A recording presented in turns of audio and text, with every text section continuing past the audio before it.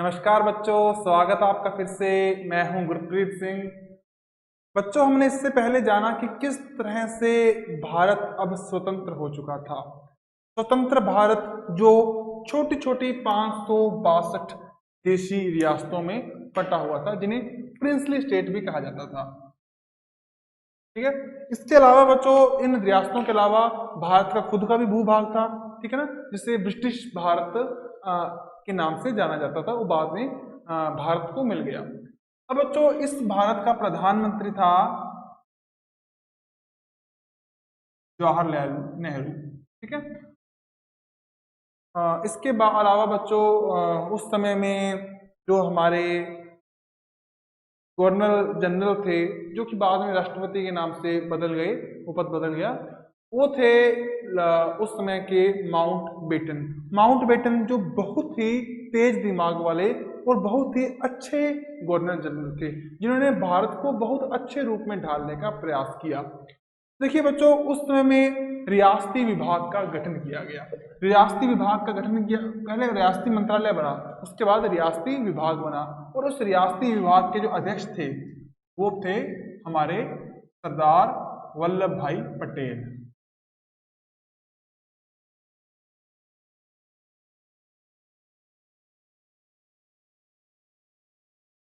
और इनको जो सचिव थे रियासती विभाग के सचिव, ठीक है, वो थे वीपी मेनन, जो कि एक आईसीएस सेवा के अधिकारी थे।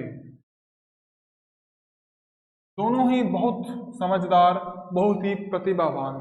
अब बच्चों, जो रियासतें थी उनको 3 प्रकार के अवसर दिए गए थे। पहला तो ये था कि वो पाकिस्तान में चले जाएं। दूसरा ऑप्शन उनके पास ये था कि वो भारत में शामिल हो जाएं। और तीसरा ऑप्शन था उनके पास कि वो अपनी यथास्थिति रखें या स्वतंत्र रहें या ब्रिटिश साम्राज्य के नीचे चले जाएं। तो बच्चों, इसी संदर्भ में कुछ राजस्थान में भी दिक्कतें आई थी। जैसे कि राजस्थान की एक जोधपुर रियासत थी या मारवाड़ रियासत, वो पाकिस्तान के साथ जाना चाहती थी। कुछ इस तरह की संभावनाएं थी। इसके अलावा बच्चों, जो मेव थी, अलवर का क्षेत्र था, उसमें मेव जनजाति थी, उन पर आरोप था कि उन्होंने गांधी जी की हत्या का षड्यंत्र रचा था। ये था। और इसके अलावा जो बच्चों साउथ का क्षेत्र था, वागड़ का क्षेत्र, वो भी अपने आप को अलग करना चाहता था। और जो उदयपुर था, जो मेवाड़ कहा जाता था, वो अपनी प्रतिभाओं के लिए, अपने स्वाभिमान के लिए जाना जाता था, उसके भी मिलने की संभावना कम थी। तो सरदार वल्लभ भाई पटेल, जिन्होंने पूरे भारत को एक साथ एक सूत्र में ढालने का काम किया, वो थे। अब हर बार वो जाते, हर रियासत में जाते, और एक विशेष नीति कि चाहे तो आप सीधे हाथ से सिग्नेचर कर दीजिए या आप प्रतिकार के लिए, सैन्य खिलाफत के लिए तैयार रहिए। तो बच्चों, उनके पास इस तरह से एक विलय पत्र था, लंबा सा लेटर में एक तरफ रियासत का नाम, राजा का नाम लिखा होता था, और नीचे हस्ताक्षर। उसके नीचे करते थे हस्ताक्षर पटेल, और सबसे नीचे हस्ताक्षर होते थे लॉर्ड माउंटबेटन के, क्योंकि वही उस समय भारत का संवैधानिक प्रमुख था। अगर राजस्थान की बात करें तो उस समय राजस्थान में कुछ 26 देशी रियासतें थी।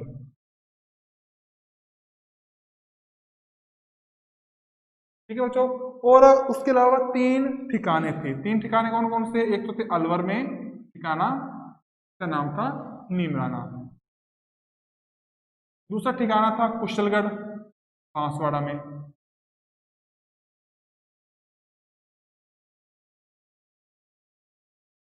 तीसरा था टोंक में एक गांव।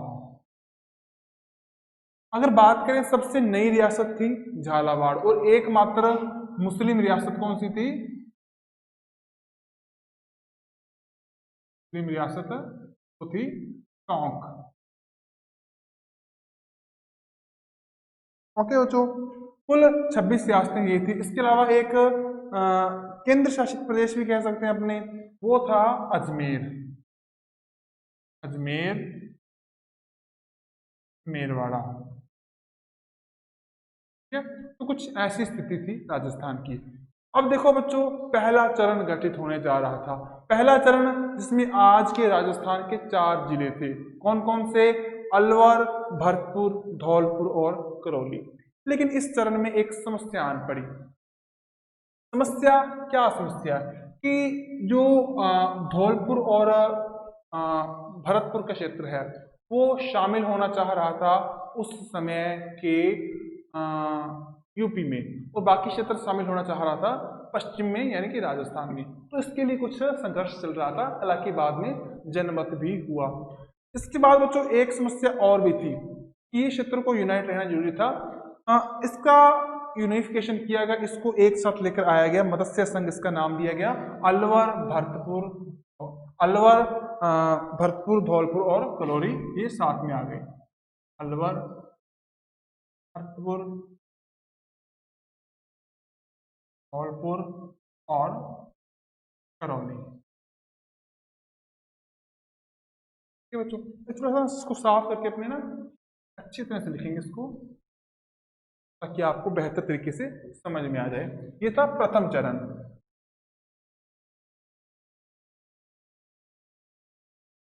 प्रथम चरण में क्या हुआ बच्चों? अलवर भरतपुर धौलपुर और करौली। और बच्चों इसका नाम क्या रखा गया? मत्स्य संघ। मत्स्य संघ इसका नाम इसलिए रखा गया क्योंकि ये भारत क्षेत्र का समय का स्टेट था। मछली इसका नाम है, मत्स्य का असली नाम, ठीक है ना। और इसके जो प्रमुख बने वो बने धौलपुर के उदयभान सिंह।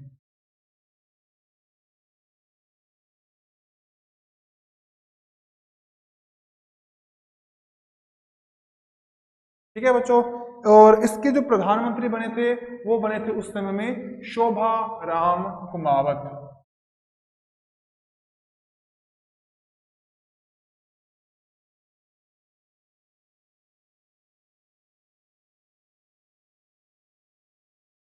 ठीक है बच्चों, आप इस तरह से ना आप सारणी बना लेना। और इसका उद्घाटन किया था NV गॉडगिल ने, और इसका जो संस्थापक दिन था, जिसने स्थापना हुई थी, वो 18 मार्च 1948 था, लेकिन स्थापना करते करते 19 मार्च हो गया, तो उसका स्थापना दिन मनाया जाएगा 19 मार्च 1948। अब इसको रख दो एक साइड में, ठीक है। इसके बाद बच्चों इसकी राजधानी क्या थी? जाहिर सी बात है अलवर थी, ठीक है। दूसरा संघ बना संयुक्त राजस्थान संघ, सेकंड संयुक्त राजस्थान संघ। बच्चों इस संघ में कौन कौन से आए? कोटा, बूंदी, झालावाड़। कोटा, बूंदी, झालावाड़, बांसवाड़ा, डूंगरपुर, प्रतापगढ़। इसके अलावा कुछ और भी जगहें थी, जैसे कि शाहपुरा, टोंक, किशनगढ़, ये सभी क्षेत्र। शाहपुरा, टोंक। बच्चों जो टोंक रियासत थी मुस्लिम रियासत थी, शाहपुरा सबसे छोटी रियासत थी राजस्थान की, जयपुर के पास थी ये, और सबसे बड़ी रियासत थी मारवाड़ यानी कि जोधपुर। अगर इसकी बात करें कि ये कब बना था, तो ये बना था 25 मार्च 1948 को, मार्च 1948 को। और इसके बाद बच्चों इसके जो प्रधानमंत्री बने थे वो थे श्री गोकुल लाल आसाद। प्रधानमंत्री बने श्री गोकुल लाल। ठीक है बच्चों, इसके बाद बच्चों क्या हुआ कि इसमें जो राज प्रमुख बने थे वो कोटा के भीम सिंह थे, ठीक है ना। कोटा के भीम सिंह थे जो इसमें, ये भीम सिंह राज प्रमुख। उसके अगर उप राज प्रमुख की बात करें वो थे उदयभान सिंह, उदयभान सिंह, जो कि धौलपुर के थे, वो थे इसके उप राज प्रमुख। ठीक है बच्चों। इसके बाद आएगा बच्चों तीसरा चरण। तीसरे चरण की अगर बात की जाए तो संयुक्त राजस्थान था जो, इसमें मेवाड़ का विलय हो गया था। अब संयुक्त राष्ट्र में क्या था, संयुक्त राष्ट्र राजस्थान संघ था, सेकंड स्टेज थी, इसमें कौन मिल गया था, मेवाड़। और मेवाड़ किसका नाम है, आज का उदयपुर, आज का उदयपुर का क्षेत्र मेवाड़।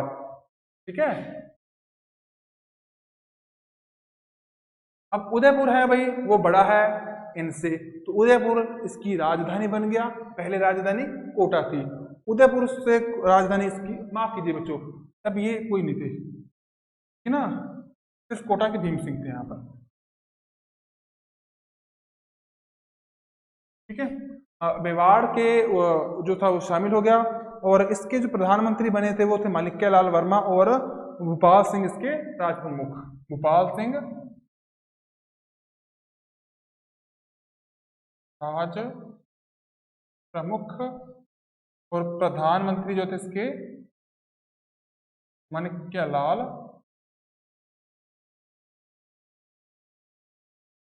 वर्मा। ठीक है बच्चों, और इसका जो उद्घाटन हुआ था वो होता 18 अप्रैल 1948 के दिन।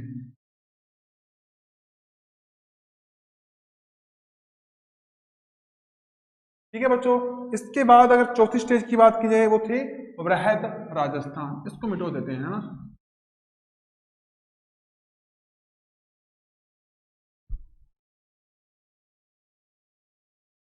चौथी स्टेज थी इसकी जो,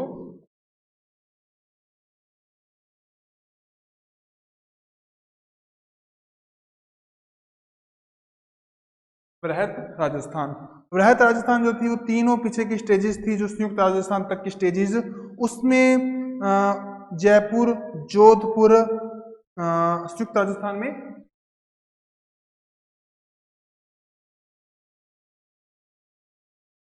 संयुक्त राजस्थान प्लस जयपुर प्लस जोधपुर, जैसलमेर, बीकानेर, इनको सम्मिलित कर दिया गया। इसके बाद जयपुर के महाराजा जो थे प्रमुख बन गए इसके, और हीरालाल शास्त्री इसके प्रधानमंत्री। जयपुर नरेश राज प्रमुख और हीरालाल शास्त्री उसके बन गए प्रधानमंत्री। बच्चों प्राइम मिनिस्टर प्रधानमंत्री शब्द बड़ा कंफ्यूजन कर रहा होगा कई बच्चों को। देखिए संविधान लागू नहीं हुआ था इस समय तक, तो इस समय प्रधानमंत्री ही होते थे, ठीक है ना। संविधान लागू होने के बाद स्टेट बन गई, उसके बाद इनकी स्थिति कुछ बदल गई थी। और अगर बात की जाए बच्चों इस चौथी स्टेज की, तो इसका उद्घाटन हुआ था 30 मार्च 1948, और इसी दिन ये जो दिन था वो ये राजस्थान दिवस के रूप में मनाया जाने लगा। इसके बाद आई पंचम। पंचम में बच्चों क्या था, जो वृहद राजस्थान था उसमें जो पहले का राजस्थान था उसको सम्मिलित कर दिया गया, तो ये था आपका राजस्थान, ठीक है ना। इसको सम्मिलित कर दिया गया शंकर देव राय समिति की सिफारिश पर।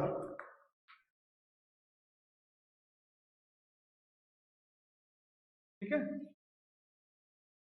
शंकर देव राय की सिफारिश पर।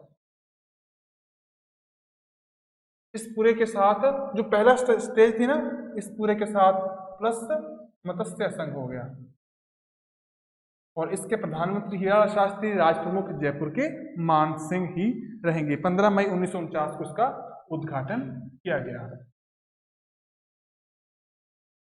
अब राजस्थान काफी बड़ा हो गया था, अपनी शक्ल में आने लगा था। इसके बाद छठा चरण जो था वृहद राजस्थान के नाम से, वृहद राजस्थान, तो यहाँ राजस्थान संघ भी राष्ट्र में बन गई।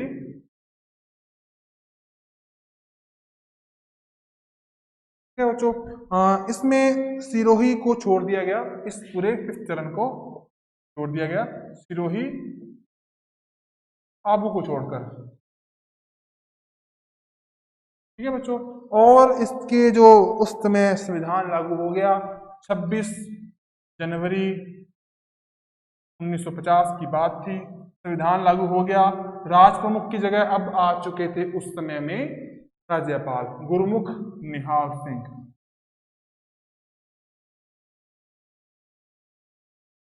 और जो प्रधानमंत्री की जगह मुख्यमंत्री हो गए थे हीरालाल शास्त्री। इसके बाद अंतिम चरण जो 7वां चरण था, सप्तम, इसमें इस चीज को में आबू भी जोड़ दिया गया, प्लस अजमेर भी आ गया, अजमेर मेरवाड़ा क्षेत्र। ठीक है ना, सुनील टप्पा शिरों का क्षेत्र के साथ अदला बदली की गई एमपी मध्य प्रदेश के साथ, और फाइनली 1 नवंबर 1956 के दिन राजस्थान का विलय, ये राजस्थान अपने वर्तमान स्वरूप में आ गया। उस समय थे यहाँ पर, इससे पहले 25 जिले, इसके साथ आते ही 26वां जिला बन गया अजमेर। अजमेर जो बहुत बड़ा शहर है, अजमेर जो सपनों की नगरी है, अजमेर पुष्कर झील के लिए, ब्रह्मा जी के मंदिर के लिए विख्यात, अजमेर चौहानों की कर्मस्थली अजमेर। इस तरह से राजस्थान का पूरा का पूरा जो पुनर्गठन हुआ इस तारीख को 1 नवंबर 1956 को। आपकी बच्चों इस 12वीं कक्षा की ये पुस्तक इसी के साथ पूरी होती है। उम्मीद है आपको समझ में आ गया होगा सब कुछ। बार बार इन वीडियोस को देखिए, जितना हो सके अपने हाथ से नोट्स बनाने की कोशिश कीजिए ताकि आपको बेहतर तरीके से समझ में आए। ठीक है बच्चों, अब इसके साथ अगर संभव हुआ तो मिलेंगे कुछ ऑनलाइन सेशंस में। अपना ध्यान रखिए और अच्छी तरह से मुस्कुराते रहिए, पढ़ते रहिए। आपको आपके भविष्य के लिए शुभकामनाएं। धन्यवाद।